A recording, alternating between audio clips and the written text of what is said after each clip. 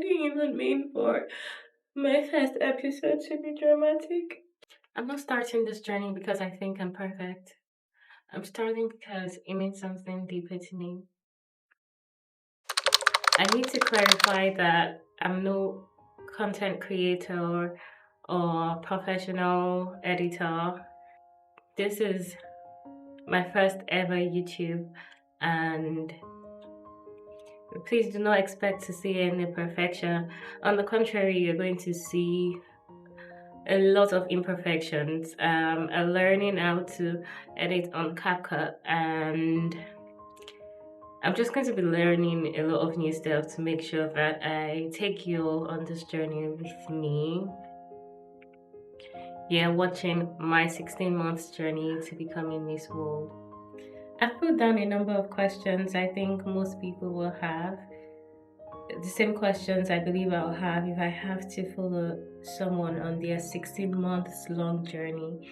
And on today's session, it's about getting to know me. My first question is, who am I? My name is Poe Amugan. I'm currently a master's student in automotive and motorsport engineering at the Brunel University of London. I also hold a bachelor's degree in mechanical engineering from the University of Benin, Nigeria, and am aspiring to be the first female Nigerian to work as a motorsport engineer in Formula One. What has shaped who I am today? When I was younger, I used to love mathematics so much. It was the one true love of my life. I could wake up and solve any math problems. I was often referred to as the mathematician. But I began to feel like my worth to people was only just tied to numbers. I was only as valuable as the amount of equations I could solve. And while on one hand, it was good that I was really good at that, I never really explored anything beauty or fashion. I was just really more of the bookworm type. And yeah, getting into teenage, I realized that I actually loved cars. It was more because of the models that I used to sample, Mercedes S-Class models. But yeah, I began to love cars from their exterior to their interiors and how fast that they move. And if I loved cars and I loved numbers, it just made sense to go into engineering and mechanical engineering, to be precise. So that's how I got into mechanical engineering, because obviously that was where my academic strength lies. But then I began to face, as with every other Black African woman, serious discrimination. It was from body shaming to gender inequality. It's just different kind of things that as young girls and women we face all the time, in particularly in the kind of society that I come from. You'll often find people come up to me and be like, oh, you know math, solve this thing, solve this equation, solve this question. And it was like the basic SS2 maths. And I used to always think to myself, you don't go to the guys that are good at maths and be like, oh, solve this thing to prove yourself. It made me to realize that women are always second guessed. Women are always given these double standards. For women, it's like by default we have offended the society, so we have to prove that it was really not us who ate the apple. It was such a struggle, but I believe that as an engineer, it's the same thing that I know is that every good project begins with a design, and my life was no different. I knew what I wanted out of life, and I didn't stop until I got my mechanical engineering degree, and I'm not stopping until I'm getting to where I want to be, despite everything that everyone else would say. Most times people will tell you, pick a side. Do you want to do engineering or do you want to do beauty? Do you want to do pageantry? Do you want to model? Or do you want to be solving equations and wondering what makes the tire slip? And I realized, well, I could actually stand on stage and shine in science. And I wanted to do both. I wanted to wield a wrench and wear a crown. So I didn't give up on any of them. I'd continue to push on both aspects. And here I am today, holding my degree on one hand and my evolving sense of self on the other. My next question is, what is Miss World? People think any pageantry at all is just another beauty contest, but it goes beyond that. Miss World in particular celebrates more than just beauty. It celebrates diversity in very different levels. It's career diversity, cultural diversity, it's ideology diversity. It's bringing women from different spheres of life with different ideas, philosophies, beliefs, several things, and everyone has a common goal, which is to contribute their own quota with the power that they have, with the knowledge that they have, to making the world a slightly better place. And most times, the conversation of you cannot eradicate certain things like poverty, child abuse, and several things. There's always those conversations, but the main goal is not for one person to completely eradicate those things, but to contribute what you can into making the world slightly better for the next person. Now, very closely related to that is how this resonates with me. As someone who has faced discrimination firsthand, who has always been told to pick a side, who has always been second guessed, who has always been told that engineering was definitely not for me, I know what it means to be underlooked and underestimated. So for me, it is important that I use my journey and my story to encourage as much females out there who are thriving in career paths where they are underrepresented to chase their goals fearlessly, relentlessly. I've been inspired by several women who did not even do engineering. One of the ones that I love the most, and I never stop talking about her, is Deshana Barbers. How I was inspired by her story. She was in the Army Reserve and she competed in a state pageant 6 times and failed before she won, and then went on to win Miss USA. I've been inspired by that story and several other women that were in very diverse career paths. And I feel like I have my own quota to contribute to the society because coming from where I'm coming from, women don't excel in this career path that I'm chasing.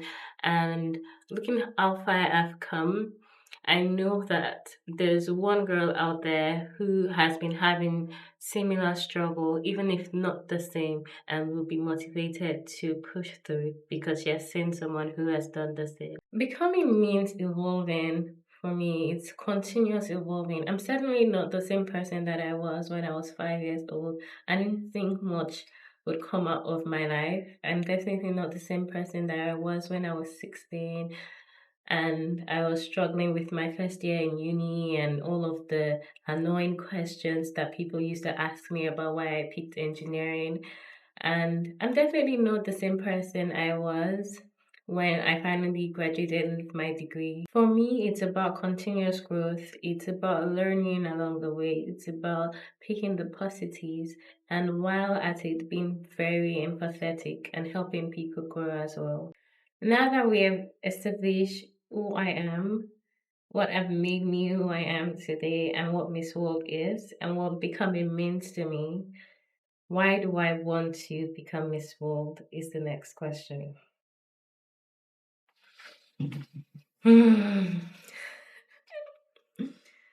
That when someone says, "Who do you think you are?" I'm like, Miss World. I'm joking. But that one says the.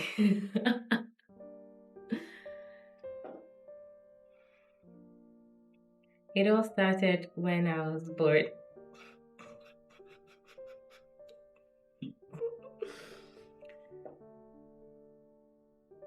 When I was 5, I was molested, and that completely changed how I saw myself.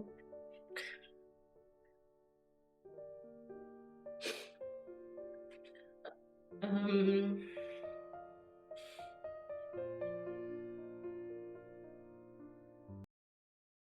it was the worst thing that could have happened to any child. But I grew up with the idea that I didn't want to be beautiful. I don't even like beautiful people because if you're attractive, in my head, you attract negative things to yourself, and we come from a society where women by default are wronged. Everybody, like, your sole existence is pissing the entire world off, and you're always being called names. And to just add beauty to that was not something that I wanted to deal with in my life, because it doesn't matter if you're a child or you're a teenager or you're an adult. When bad things happen to women, like, people generally assume that it's our fault. But I was 5 and I was literally a child and I had no sense of my own, but that happened to me. And I remember how, like, that really broke my mom. And even her bringing it up and, like, trying to address it, like, because she was normally an opinionated woman. People always saw it like she was trying to make trouble,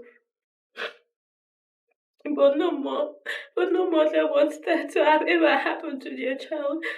And I had to grow up with the mindset that if I did anything that made me any more attractive, like, bad things will happen to me, and I didn't want that.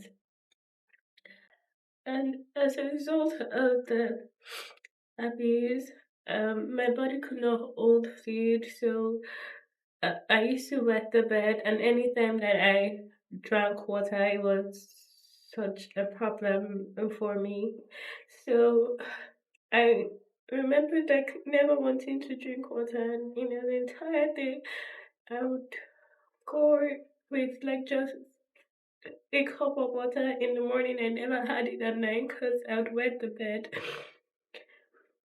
So that made me, like, really dehydrated. So I started having, like, really pale skin. And if you know anything about melanin, is it's supposed to pop, at least mostly, but I'm very comfortable in my complexion. But then I used to be very pale because I was so dehydrated. I didn't want to drink water because of the situation that I was dealing with. It wasn't anything that I wanted to speak to anybody about because my family already knew it. And when it gets out that this happened to you, um, it's something that we never speak about, but we know it's a stigma. Once a woman has been defiled, you've lost your pride, your dignity, your confidence, everything. Like, you're almost worthless in society. So, thankfully, I was good at maths and generally good in my academics. So I held on to that, and I didn't want to have anything to do with anything beauty. But somewhere along the line in my teens, I found God, and I started just, like, reconciling with myself. Oh my God. When I started, God, it's completely ruined. I started just loving myself after finding God and just accepting who I was and knowing that it wasn't my fault, and just forgiving myself and um, just be willing to grow. Well, I went into mechanical engineering, as at that time I started to really love busy things, but I hadn't explored it completely. So I wasn't sure what I liked, but I knew that I used to keep things very minimal because I didn't like things that were very bold, like colors like red. Or else I was accepting myself and actually realizing that maybe I fancy something here in beauty, and I still really did like my academics, but I'd pulled away a bit from academia, and I was now more focused on, like, the pageants and modeling things. I began to realize that I do really love beautiful dresses. I really did like to stand on stage and shine in sets. And pageantry was one of the things that helped me explore this side of me, thanks to all the beautiful girls that I've met during my entire course of pageantry. Because I never discussed this with them, but somehow they're always so kind. And this is how I view life, right? Sometimes you don't know what people are struggling with, but your actions towards them can be very defining moments in your life. Getting into pageantry, I met like really amazing girls. Like that would teach me how to do my makeup. That would tell me the dresses that fit me more. Girls that always would clap for me, would cheer me up, would cry with me. I met them during my course of pageantry, and that made me to really love this and realizing that Miss World is celebrates everything that I stand for, accepting the beauty that you are, and also exploring your other strengths, your career path, and then using it to make someone's life better. And that's what beauty with a purpose is, and that's why this means so much to me. I think I already ruined the makeup, so I'm going to wrap this up and get out of your face. My next question was going to be what this journey means to me. You're watching a girl who's wielding a wrench and wearing a crown.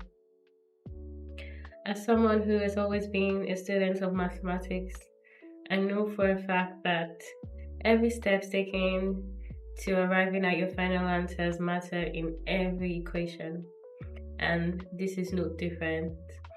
I know that the journey is just as important as the destination and means so much to me to take everyone else on this journey because I know that somewhere in this part of the world, or maybe another part of the world, there will be some girl out there who has the same struggles, who is doubting herself, who thinks, like I did when I was 5, that nothing good will ever come out of her life.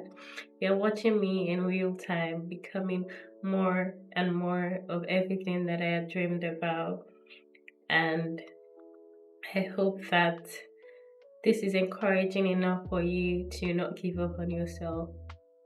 I hope that people watching this will get on their feet, be encouraged to chase their goals fearlessly. It's important that you know that life will throw so many things at you. At the end of the day, it's what you choose to accept that becomes for you.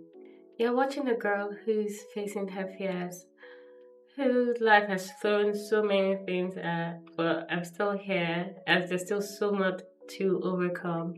I'm still pushing. If I can do it, I'm certain, more than certain, that you can do the same as well. And finally, what if I fail? I know that that question is at the back of everyone's mind. At the end of my 16 months journey, even if I did not wear the Miss World crown, I would still have become. I would still have faced my fears. I would still have gotten my degree. I would still chase my career in motorsport engineering. I would still have encouraged so many young girls who cannot discuss the things that they have struggled with in their own various paths with anybody.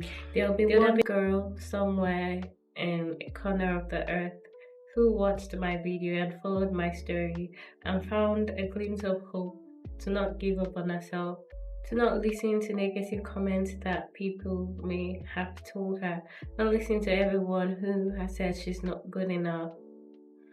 She would be encouraged to chase whatever path that she decides to go in life. And that's what's in this for me. As Michelle Obama says, success is not measured by how much money we have, but how much life we impact. And in my own terms, success for me is not measured by whatever crown that I wear, but whose life I'm impacting with it. So again, if you're watching this, you're watching the girl who's wielding a wrench and wearing a crown. And this is my 16 months journey to becoming Miss World. If you stayed through to this point, comment, share, follow my journey, and stay tuned for the next episode, same time next week.